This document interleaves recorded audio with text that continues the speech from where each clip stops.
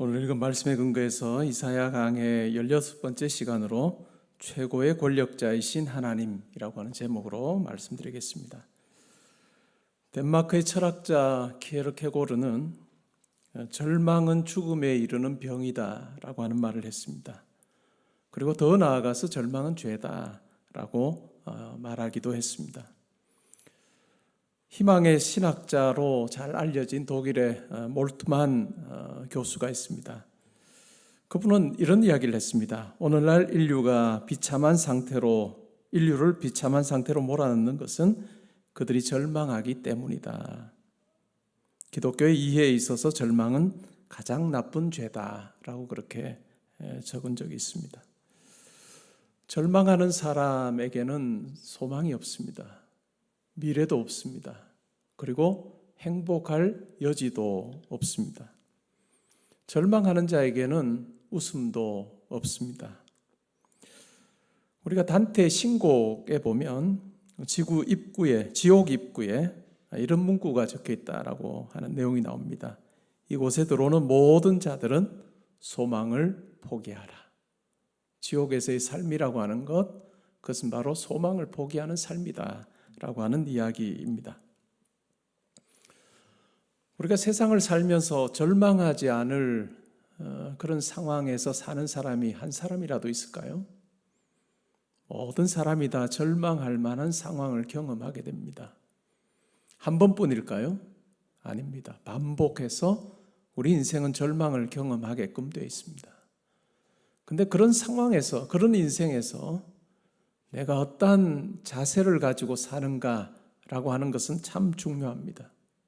절망 중에 내가 소망을 발견하며 사는가 아닌가라고 하는 것이 참 중요하다라고 하는 이야기입니다. 세상 사는 사람들의 경우에 다 절망을 경험하게 되는데 그 절망의 그 시간을 때로는 그냥 있음으로 지나가는 경우도 있습니다. 환경이 바뀌고 여건이 자기를 둘러싸고 있는 환경이 바뀌어서 그냥 자연스럽게 그 절망의 터널을 통과하는 경우도 있습니다. 그러나 성도의 경우는 그러한 절망을 대하는 방식이 그와 같아서는 안 될 것입니다.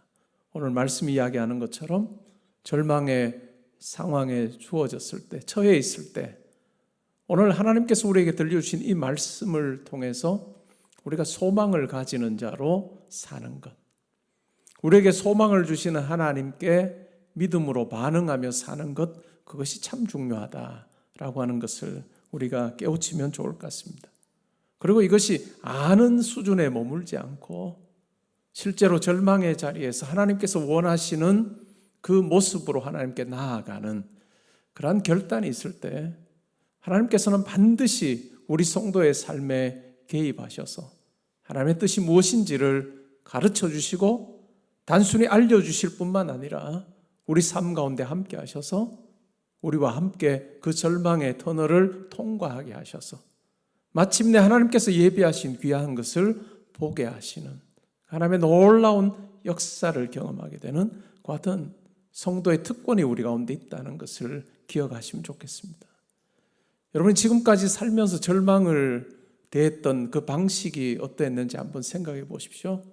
그리고 그것이 지금 여러분의 삶에 어찌 보면 절망을 대하는 방정식처럼 여러분에게 아마 작용하고 있을 거예요. 근데 과연 그런 나의 절망을 대하는 것이 과연 하나님께서 기뻐하시는 방식인가 아닌가 한번 생각을 해보면 좋겠고, 오늘 이 밤에 하나님께서 기뻐하시는 모습으로 우리가 변화되는, 그리고 그것을 삶 가운데 누려가는 그런 시간이 되면 좋겠습니다. 가장 많이 절망할 수밖에 없었던 한 사람을 꼽으라고 하면 아마 다윗이겠죠. 다윗의 삶을 보면 참 절망할 일들이 많았습니다. 많은 원수들, 대적들에 둘러싸여 그는 살았습니다. 심지어는 자기 아들이 자기를 대적하기까지 하는 참 그런 아픔과 어려움, 그리고 왕을 피하여 오랜 기간을 도망자로 살았던 그런 절망의 인생이었습니다. 근데 그러한 다윗이 쓴 시를 보면 결코 절망한다라고 자포자기하지 않습니다. 시편 62편 5절에 보면 이렇게 말합니다. 나의 영혼아 잠잠히 하나님만 바라라. 무릇 나의 소망이 그에게서 나오는도다. 이것은 그냥 자기가 연구해서 하는 이야기가 아니라 자기의 삶에서 살아계신 하나님, 소망 되신 하나님을 그가 만났기 때문에 그런 절망 중에서도 원수들이 자기를 향해 나오는 그 상황에서도 담대하게 이야기를 하고 있습니다. 나의 영혼아 잠잠히 하나님만 바라라. 무릇 나의 소망이 그에게서 나온다. 여러분으로 하여금 절망하게 하는 일이 뭐가 있나요? 아마 그것이 한 가지 기도 제목일 수도 있을 것입니다. 여러분이 하나님 앞에 나아갈 수밖에 없게 만드는 그와 같은 절망케 하는 그 환경들에 둘러싸여 내가 산다 할지라도 무릇 나의 소망이 하나님으로부터 나온다라고 하는 이 고백 가지고 우리가 하나님을 의지하며 나아가는 그런 모습이 있을 때 절망 속에서 우리는 소망을 발견하게 되고 오히려 그 절망을 통해서 하나님의 분명한 계획을 발견하게 되는 아주 놀라운 변화가 우리 가운데 있게 될 것입니다. 이것이 우리 삶에서 여러 차례 축적된 경험으로 우리 가운데 있을 때 어떤 일이 있을까요? 절망할 만한 일이 주어져도 10명의 성도가 있다고 한다면 절망 속에서 함께 하신 하나님을 꾸준히 경험한 성도는 절망하지 않습니다. 오히려 하나님께서 나에게 기도하라고 하시나 보다. 오히려 나에게 하나님께 나오라고 하시나 보다 라고 하는 그 마음을 가지고 기도의 자리로 두려움 없이 나아갈 거예요. 그러나 이 체험이 없는 성도는 어떨까요? 절망할 만한 상황이 생기면 절망합니다. 절망을 묵상하고 절망을 나누고 그러면 절망이 배가 됩니다. 여러분 절망할 상황이 되면 사람들하고 그렇게 많이 이야기하지 마십시오. 절망할 환경에서 살게 되면 물론 기도 요청을 하는 거 중요합니다. 그러나 거기까지 나눌 시간에 내가 작심하고 하나님 앞에 나가 기도하겠다라고 하는 그 결단이 더 중요한 거예요. 아무리 나눠봐야 그 나눔을 정말로 짊어지고 여러분들만큼 기도해 줄 사람 아무도 없습니다. 여러분 정말 여러분들의 어떤 문제든지 간에 여러분들만큼 절실하게 하나님 앞에 나아가서 기도할 사람 이 세상에 아무도 없습니다. 목사가 이런 이야기 하니까 너무 매정한가요? 현실입니다, 이게.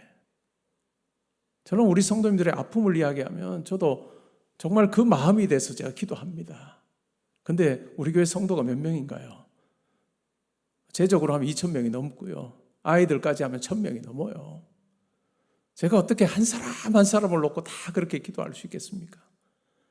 급한 성도님 위해서 기도하고 함께 하지만 그러나 여러분들이 하나님 앞에 나아가 엎드리는 수밖에 없습니다. 작정하여 엎드리면 이거 하나님 나한테 기도하라고 하는 사인이구나 하고 하나님 이 일 가운데 어떻게 하실까 하는 마음을 먹고 작정하고 엎드리면 하나님께서 반드시 일하신다. 여러분 그 체험이 올 가을에 있으면 좋겠습니다. 오늘 읽은 말씀이 바로 그 이야기를 하고 있습니다. 여러분 바벨론의 포로로 잡혀간 유다 백성들 그들의 감정을 한 단어로 표현하라면 뭘까요? 절망일 겁니다. 그렇죠? 하나님 백성이라고 하는 자부심 가지고 살았어요. 그리고 예루살렘에 우리는 성전이 있어. 우리 하나님께 나아갈 수 있는 어느 누구도 가지지 않은 성전이 있어라고 그렇게 굉장히 많은 사람들 앞에 자랑했던 것들. 근데 그 성전이 다 무너졌습니다. 그리고 이방 땅에 와서 지금 포로로 살고 있습니다. 신앙이 흔들릴 수밖에 없겠죠. 절망이라고 그 단어가 그들의 삶을 묘사하기에 가장 적절한 단어였을 것입니다. 그러한 이스라엘 백성들을 향해서 하나님께서 오늘 말씀하고 계십니다. 21절에 보시면요. 야곱아 이스라엘아 이 일을 기억하라. 무엇을 기억하라고 하는 걸까요?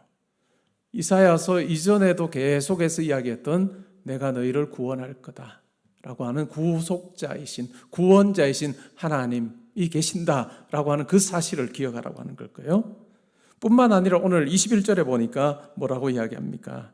너는 내 종이니라 내가 너를 지었으며 너는 내 종이니라 이스라엘아 너는 나에게 잊혀지지 아니한다.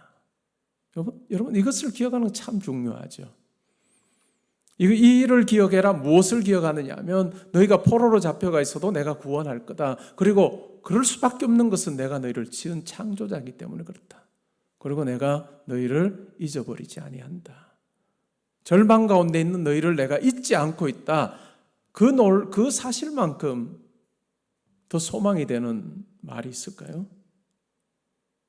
하나님께서 바벨론의 포로로 잡혀간 자기 백성을 향해서 이 말씀을 하고 계십니다. 이것은 또한 오늘날 우리를 향해서 하시는 말씀이기도 합니다.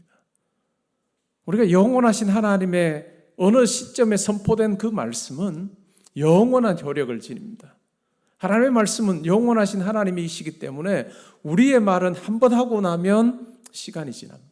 그리고 나면 때로는 우리가 장담할 때가 있어요. 내가 누구에게? 내가 그거 해드리죠.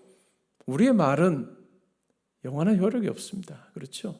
내가 해드릴게요 라고 할 때 그 상황하고 10년 지나고 나면 어떨까요? 상황이 달라요. 그만큼 우리의 말은 유효기간이 있습니다.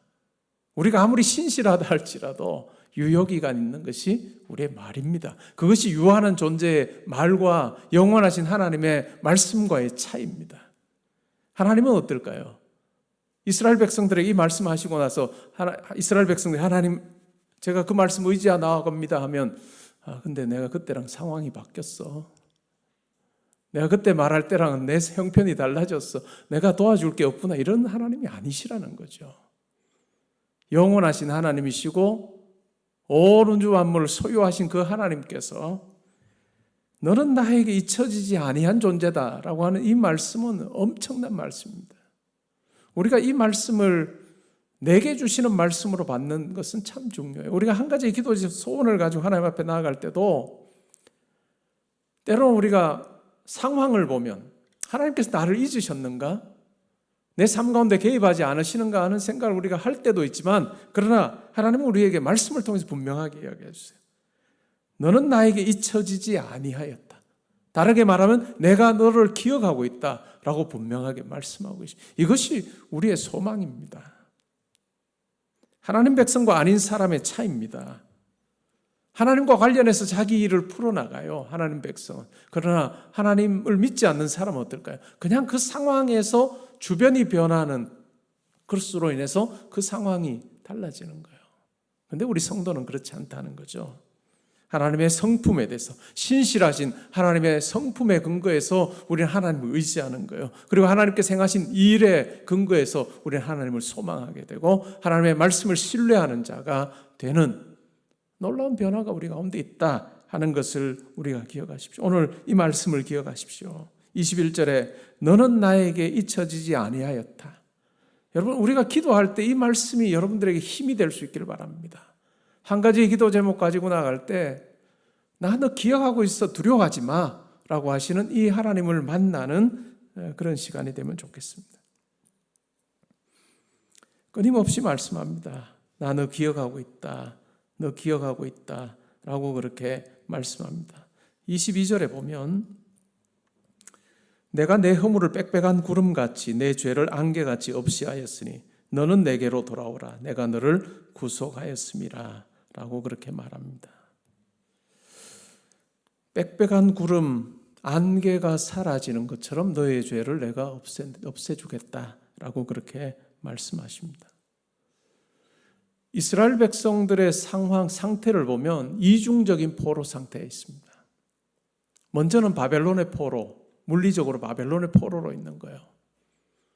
그리고 또 다른 포로는 뭘까요? 죄의 포로로 있습니다. 바벨론의 포로요, 죄의 포로로 그들은 지금 살고 있습니다. 앞으로 살게 될 것에 대해서 말씀하는 거죠. 그런데 하나님께서 매우 중요하게 22절에 말씀하는 것이 있다면 이 죄의 포로의 상태를 벗어나는 것, 이것이 참 중요하다라고 그렇게 말씀하고 계십니다. 우리가 신앙생활할 때 매우 중요한 부분이 바로 이 부분입니다. 우리 가운데 절망하게 하는 많은 상황들이 우리 가운데 주어집니다. 절망으로부터 자유로운 사람은 이 세상에 한 사람도 없습니다. 대기업의 총수도 마찬가지고 세상에서 가장 탁월한 그 분야의 학자도 마찬가지고 권력자도 마찬가지고 절망은 다 모든 사람에게 주어지는 것입니다. 근데 우리 하나님의 백성으로서 우리가 항상 살펴봐야 되는 부분, 먼저 1차적으로 살펴야 되는, 아니 이것은 절망의 자리에서뿐만 아니라 우리 매일의 삶에서 살펴봐야 되는 것이 있다면 하나님 앞에 내가 어떤 모습으로 살고 있는가라고 하는 것입니다. 하나님 앞에 내가 어떤 모습으로 살고 있는가라고 하는 것, 내 환경이 바뀌고 절망케 하는 그 환경이 변하는 것, 이스라엘 백성들이 바벨론의 포로로부터 돌아오는 것, 이것이 전부라고 생각할지도 모르는 그들에게 하나님께서는 말씀합니다. 아니, 죄의 포로로부터 너희들이 벗어나는 것이 더 중요해 라고 말씀합니다. 오늘 사는 우리에게도 하나님께서 마찬가지인지 몰라요. 절망의 자리에서 우리로 하여금 살펴보게 하는 것이 있다면 나는 과연 하나님 백성으로 하나님 기뻐하실 만한 그러한 모습을 내가 가지고 살고 있는가? 하나님께서 좋아하시지 않는 그 같은 모습으로 내가 혹시 살고 있지 않은가?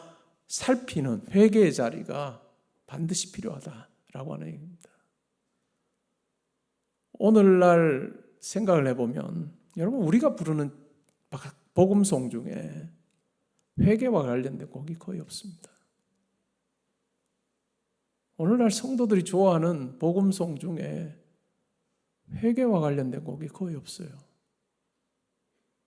하나님을 영광스럽게 찬양하는 것, 하나님께서 행할 일을 바라보면서 꿈꾸는 것, 소망을 가지고 비전을 가지고 달려가는 이야기는 많은데 하나님 앞에 통회하면서 자기의 마음을 찢고 가슴을 치면서 하는 그 애통함의 노래가 오늘날 전 세계적으로 없습니다. 이것이 어찌 보면 우리가 살아서 역사하시는 하나님의 생생한 체험을 가지지 못하는 아주 큰 이유 중에 하나라고 저는 생각을 합니다. 우리 성도의 삶에서 회개가 사라질 때 우리는 하나님을 만나기가 너무 어려워요. 하나님 앞에 비전도 좋고 영광 높이는 것도 좋고 뭐 계획을 가지고 달려가는 것도 좋으나 가장 중요한 것은 내가 하나님 백성을 하나님 자녀답게 사는 것, 그것이 중요해요. 하나님께서 오늘 이스라엘 백성들을 통해서 말씀하시는 내용도 바로 그겁니다. 너와 나 사이에 있는 죄 문제부터 해결하자. 죄 문제부터 해결하자. 그러면 내가 너를 향한 구원의 계획 내가 펼쳐갈 거다라고 그렇게 말씀하고 계십니다. 우리 삶에도 마찬가지예요. 절망의 자리에 있을 때 하나님 이 일 해결되게 해주세요. 이 문제 잘 되게 해주세요. 그것만 하시지 말고 하나님께서 하나님과 우리 사이에 놓여 있는 죄라고 하는 이 장애물이 사라지기를 원하시는 그 하나님 앞에서 우리의 부분을 먼저 하나님 앞에 솔직하게 내려놓고 하나님 앞에 통회하는 그 시간이 우리 가운데 있을 때요, 놀라운 일이 벌어집니다. 여러분, 1980년대, 70년대 한국 교회를 보면 지금 뭐 건물과는 비교가 안 돼요. 따뜻한 그런 냉방, 난방 시설이 어디 있어요? 선풍기 하나에 난로 하나 가지고 교회가 유지했던 시대거든요. 그리고 다 무릎 꿇고 방석 위에서 기도했던 때 아닙니까? 근데 그때 한국 교회가 그렇게 뜨거울 수 있었던 이유는 성도들이 그렇게 회개를 많이 했습니다. 오늘날 우리보다 죄를 더 많이 지어서 그랬을까요? 아니에요. 하나님 앞에 회개하고 통회할 때 하나님께서 그 성도들의 삶 가운데 개입하셔서 생생한 체험을 하게 하시고 하나님을 만나게 하셨던 놀라운 일을 행하셨다는 것을 우리는 기억할 필요가 있습니다. 오늘 우리 기도의 자리에서도 한번 하나님 앞에 우리의 내면을 잘 살펴보는 그런 시간이 되면 좋을 것 같습니다. 근데 우리가 그렇게 나아갈 때 하나님께서 등 돌리시는 분 아니고 그래 나와 너 사이에 있는 그 죄, 구름같이 빽빽한 구름 같은 죄 내가 다 바람이 불어 다 사라지게 하듯이 내가 할 거야 라고 하시는 그 약속 붙들고 우리가 기도의 자리에 있으면 좋을 것 같습니다. 하나님께서 주도권을 가지고 계시다는 거예요. 여러분 그거 인정하십니까? 하나님께서 우리 삶의 주도권을 가지고 계신다. 내 삶의 주도권을 하나님께서 가지고 계신다라고 하는 분명한 생각을 우리가 가져야 할 것입니다. 이스라엘은 아무것도 할 게 없습니다. 하나님의 손 안에 있습니다. 그리고 그들이 해야 되는 것이 있다면 믿음으로 반응하는 것입니다. 무력감, 절망감에 빠져 있지 않고 하나님께서 내가 너를 기억한다 라고 말씀하시고 너 나에게로 돌아오라 라고 하실 때 하나님의 그 명령에 순종하여 하나님께로 나아가는 그런 어떤 결단, 그 믿음, 그것이 있을 때 고레스를 통해서 하나님께서 이스라엘을 다시 본국으로 돌아오게 하시는 그 하나님의 계획이 손뼉이 쳐지는 것처럼 그렇게 이루어진다라고 하는 것을 기억할 필요가 있습니다. 하나님의 놀라운 계획이 있다 할지라도 우리가 믿음으로 하나님 앞에 반응하지 않으면, 우리가 회개함으로 하나님 앞에 나아가서 하나님께서 기뻐하시는 모습으로 우리가 바뀌지 않으면 하나님의 놀라운 계획이라고 하는 것도 이루어지지 않을 수 있다는 거 우리가 기억할 필요가 있습니다. 우리의 기도의 자리에서 이러한 부분을 많이 돌아보면 좋을 것 같아요. 아주 뜨거운 힘 있는 기도, 그 기도가 한 사람을 바꾸기보다는 자기의 내면을 살피며 통회하고 가슴을 찢는 그 기도가 한 사람을 완전히 뒤바꿔 놓는, 이것이 하나님께서 일하시는 놀라운 비결이고 방식이라는 것을 우리가 기억하고 또 체험해 보면 좋겠습니다. 23절부터 28절에는 구원을 선포합니다. 24절에 보니까 내 구속자요 모태에서 너를 지은 나 여호와가 이같이 말한다. 그리고 나와 같으니 아무도 없다라고 그렇게 말씀하죠. 그리고 26절에 보면요, 하나님께서 약속하십니다. 예루살렘에 사람이 살게 될 거다. 유다 성읍이 중건될 것이다. 황폐한 곳이 복구될 것이다 라고 그렇게 말씀합니다. 이 약속은 유다 백성들에게는 참으로 허황한 말로 들릴 것입니다. 어떻게 이것이 가능할까라고 하는 그들의 경우의 수 속에는 없는 이야기입니다. 그런데 하나님께서 한 사람을 세우십니다. 그 사람이 바로 우리가 읽었던 마지막 절에 나오는 고레스입니다. 고레스 왕을 세우셔서 강대국 바벨론을 무찌르게 하고 결국 페르시아가 패권을 가지게 되면서 이 유다 백성들을 다시 본국으로 돌아가게 하는 같은 놀라운 정책을 펴니다. 그래서 고레스 왕에 의해서 이스라엘 백성들이 유다로 돌아오게 되죠. 이것은 우연이 아니다라고 하는 것을 이사야 선지자는 반드시 분명하게 이야기합니다. 45장 4절에 보면 이렇게 말합니다.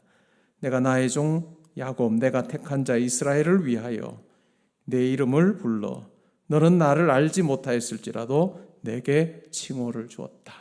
여기에 너는 누굴까요? 고레스예요. 이스라엘 백성들을 본국으로 돌아가도록 하기 위해서 하나님께서 고레스에게 권세를 허락하시고 고레스에게 바벨론을 무찌르고 그 땅을 차지하고 통치할 수 있는 그와 같은 권한을 주셨다라고 그렇게 이야기합니다. 비록 고레스는 몰랐다 할지라도 최고의 권력자이신 하나님께서 이 일을 행하셨음에 대해서, 행하실 것에 대해서 말씀하고 있습니다. 우리의 삶에도 마찬가지입니다. 하나님께서 함께 하실 때 불가능한 일은 하나도 없습니다. 우리의 절망이 아무리 크고 절망의 늪이 깊다 할지라도 하나님께서 우리 가운데 함께 하실 때 그것은 아무것도 아닐 것입니다. 근데 중요한 건 뭘까요? 우리의 삶에서 하나님을 소망하는 자로 나아가는 것입니다. 아는 데서 그치지 않고 하나님께 소망하는 자로 나아가는 그러한 나아감이 나에게 있는가 하는 것을 살펴볼 필요가 있습니다. 여러분, 오늘 이 자리에 계신 성도님들, 이 말씀을 듣고 계신 우리 성도님들, 아는 데서 그치면 안 됩니다. 정말 하나님께 소망이심을 내가 압니다 라고 하면 아무런 변화도 일어나지 않습니다. 그 하나님을 의지하여 어떻게 해야 될까요? 하나님께 나아가 엎드리는 거예요. 하나님께 나아가 엎드리는 거예요. 하나님께 나아가 엎드릴 때 하나님께서 말씀해 한 번만 엎드려서 될까요? 안 돼요. 아니 됩니다. 어떻게 해야 될까요? 뜻을 정하는 거예요. 마음을 정하십시오. 여러분에게 주어진 시간 중에서 하나님, 제가 이 일을 가지고 하나님 앞에 나아가서 기도하기를 원합니다. 다른 사람 아무도 안 해도 저는 하겠습니다. 왜요? 이건 내 일이니까. 여러분을 위해서 기도해 줄 사람, 여러분만큼 기도할 사람 아무도 없습니다. 그렇기 때문에 어떻게 될까요? 뜻을 정하여 하나님 앞에 기도합니다. 하나님, 제가 뜻을 정하여 시간을 정하여 하나님 앞에 기도하며 나가겠습니다. 하나님, 제가 이 시간이면 다른 것 다 제쳐놓고 하나님 앞에 나아가 기도하겠습니다. 하나님, 이 일 가운데 하나님 함께 해주시길 소원합니다. 뜻을 정하십시오. 하나님, 제가 5번 기도할 테니까 하나님 제 삶 가운데 이 일 이루어주십시오. 그런 일 안 돼요. 어떻게 하면 좋을까요? 여러분, 어떤 일이 있어서 딱 기간이 정해져 있는 것 같으면 그 기간까지 하십시오. 그 기간까지. 하나님, 제가 다른 거 친구 만나는 것, 그 기간은 제가 약간 포기하겠습니다. 친구 만나 내가 이야기하는 너무 좋아하는데 하나님, 이 일을 위해서 내가 줄이겠습니다. 또 포기하면 또 삶에 소망이 없어질 수 있으니까 줄이겠습니다. 줄여서 제가 이 시간은 반드시 하나님 앞에 나가 기도하겠습니다. 그리고 그러다 보면 어떤 때는 아픈 날이 있을 거예요. 못 갈 말, 힘든 날이 있을 거예요. 그래도 나가보십시오. 그래도 나가보십시오. 그래도 엎드려 보십시오. 그때 하나님의 놀라운 역사를 체험해요. 그냥 우리의 어떤 평범한 결단 가지고 하나님 앞에 나아가서는 일이 이루어지지 않아요. 내가 마음에 결단하고 뜻을 정하고 하나님 앞에 기도하는 시간을 내가 정하고, 하나님, 이 일은 제가 하나님 앞에 한 약속이니 제가 지킵니다. 이 시간 제가 하나님 앞에 엎드립니다 라고 그렇게 정했으면 안 될 만한 상황을 다 제쳐놓고 그래도 힘든 상황이 주어질 때 그때 엎드리십시오. 그때도 해보십시오. 그때 은혜가 임합니다. 그때 하나님의 은혜가 임해요. 근데 많은 사람들이 뭐예요? 하나님 앞에 찔끔 기도했다가 안 들어주시네. 그리고 또 찔끔 기도해. 평생을 한 번도 경험 못해요. 그러면 어떻게 하면 될까요? 뜻을 정하세요. 만약 예배당에 나와서 기도하시면 하나님, 저 몇 시부터 몇 시까지는 제가 하나님 만나는 시간입니다. 다른 사람 안 만나고 하나님 만나겠습니다. 언제까지요? 그 일이 이루어질 때까지. 딱 제가 하나님 앞에 마음 먹고 나와 보십시오. 그때 하나님께서 일하심을 경험해요. 하나님은 절망 중에 소망이십니다. 믿습니까? 아멘. 아무리 아멘 해보십시오. 일이 변하나? 안 변해요. 여러분이 결단하여 하나님 앞에 뜻을 정하여 시간을 정하여 나오는 거예요. 그리고 하나님 앞에 내가 이런 마음으로 나갑니다 하는 걸 더 하나님 앞에 이야기하고 싶으면 제가 이 기간 중에는 언제는 제가 금식도 하며 나가겠습니다. 금식하며 제가 나가겠습니다. 왜요? 이것이 하나님만 내가 믿습니다, 하나님만 의지합니다는 결단이거든요. 근데 뭐 친구하고 먹는 거, 밥 먹는 거 다 잘 먹고 그냥 말할 때 있으면 내가 이때 때문에 힘들어 죽게 고민이야. 뭐 그게 고민이에요. 먹지 말고 결단하고 내가 이때는 안 먹고 하나님께서 일하시길 내가 바라면서 하나님 앞에 나갑니다. 때로는 금식도 하면서 뜻을 정하여 한번 해보십시오. 한번 한다 하면 나 합니다. 하나님 앞에. 그렇게 해서 나아갈 때 하나님께서 여러분의 삶 가운데 반드시 개입하셔서 일하실 것입니다. 시편 42편 5절에 보면 고라자손의 시가 나오는 이렇게 말합니다. 내 영혼아, 내가 어찌하여 낙심하며 어찌하여 내 속에서 불안해하는가. 너는 하나님께 소망을 두라. 그가 나타나 도우심으로 말미암아 내가 여전히 찬송하리로다. 이것이 우리의 고백이 되면 좋겠습니다. 여러분 이 볼펜 아시죠? 모나미 153. 그죠? 이거 안 써보신 분 없을 거예요. 세계에도 많은 사람들이 씁니다. 요즘에는 조금 더 멋진 걸로 나왔습니다. 저도 이거 쓰는데 이것도 있고 이것도 있습니다. 잘 나가던 회사였는데 갑자기 부도 위기에 처했습니다. 도무지 자기 힘으로는 해결할 수 없어서 결국 최후의 방법으로 기도원에 들어가서 하나님 앞에 매달렸습니다. 며칠 밤낮을 기도하는데 문득 그동안 짓고 살았던 3가지 죄가 떠올랐답니다.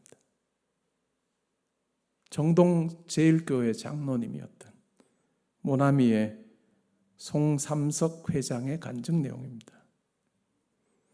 첫 번째 죄는 사업이 바쁘다는 핑계로 주일을 빼먹고, 주일 예배 드리지 않고 그냥 급한 일 있으면 막 빼먹고 다 했던, 그 주일을 거룩하게 지키지 않았던 그 부분이 마음에 이렇게 와 닿습니다. 두 번째는 11조를 비롯한 헌금을 하지 않은 것. 나에게 수입이 주어져도 그냥 내가 땀 흘려서 수고한 거지 뭘 이걸 이라고 하며 헌금 생활하지 않았던 것. 그리고 세 번째는 기도를 쉬었던 그 부분에 대해서 하나님께 깨달음을 주십니다. 하나님 앞에 부도 위기에 처한 상황 가운데 기도하는데 하나님께서 그에게 말씀해 주신 이 세 가지였던 거예요. 얼마나 하나님 앞에서 자기가 엉터리로 살고 있는지를 알게 하시는 거예요. 그러니까 하나님이 우선이 아닌 자기가 우선인 삶을 살고 있는 거죠. 그것에 대해서 이제 깨닫게 되고 하나님 앞에 회개의 기도를 드립니다. 그리고 말씀을 묵상하다가 요한복음에 나오는, 요한복음의 마지막 부분에 가면 베드로가 고기를 잡습니다. 그물을 던져서 고기를 잡았는데 그때 153마리를 잡습니다. 근데 그물이 찢어지지 않아요. 이 말씀에 감동을 받습니다. 영감을 받아서 153, 여러분 이 볼펜에 보면 항상 모나미 153이라고 하는 숫자가 새겨져 있습니다. 이 성경 말씀에 근거해서 하나님께서 함께 하시고 하나님께서 함께 하실 때 그물이 찢어지지 않은 것처럼 든든하다라고 하는 그 마음을 가지고 이 153이라고 하는 숫자를 새겨 넣었다라고 합니다. 그러면서 이런 기도를 했습니다. 하나님 아버지, 이 볼펜이 전 세계 모든 사람들의 손에 들려지기를 원합니다. 그리고 모나미의 뜻은 불어로 내 친구라고 하는 의미인데 예수님께서 내 친구시다 라고 하는 그 마음으로 이 말씀의 영감을 가지고 이 볼펜을 1963년 5월 1일에 처음으로 출시를 했다고요. 그 이후로 수십억 개가 팔렸습니다. 우리가 하나님 앞에 나아가 엎드릴 때 하나님께서 하나님과 우리 사이에 있는 빽빽한 구름과 같은 그 죄를 우리에게 깨닫게 하시고 그 죄에 대해서 통회하며 나아갈 때 하나님께서 우리 가운데 함께 하십니다. 하나님께서 우리 가운데 어떤 계획을 가지고 계시고 이 일을 어떻게 풀어가실지에 대해서 두려워하지 말고 바라보라 라고 그렇게 말씀하십니다. 사랑하는 성도 여러분, 오늘 이 말씀은 유다 백성들을 향한 말씀만이 아니라 저와 여러분을 향한 말씀인 줄 압니다. 우리가 하나님 앞에 나아가서 하나님만이 나의 모든 것임을 믿습니다. 내가 하나님만 바라겠습니다 라고 하는 마음으로 하나님 앞에 엎드릴 때 하나님께서 우리의 삶에 함께 하셔서 우리가 생각하지도 못했던, 우리가 상상하지도 못했던, 우리가 꿈꿔보지도 못했던 방식으로 우리 가운데 일하실 것입니다. 그 하나님이 우리 가운데 있는데 무엇을 염려하시겠습니까? 남아있는 것 딱 하나입니다. 뭘까요? 결단하여 기도하는, 결단하여 엎드리십시오. 결단하여 엎드리십시오. 결단하여 엎드리십시오. 자녀의 문제가 되든 여러분의 문제든지 누구의 문제든지 결단하여 엎드리십시오. 결단하여 엎드리셔야 됩니다. 그때 하나님께서 일하심을 경험하게 되는 우리 모든 성도님들 되실 줄 믿습니다.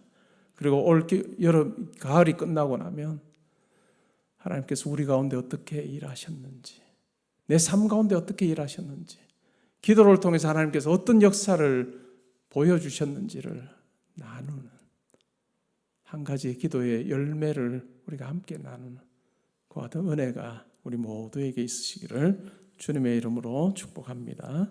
아멘.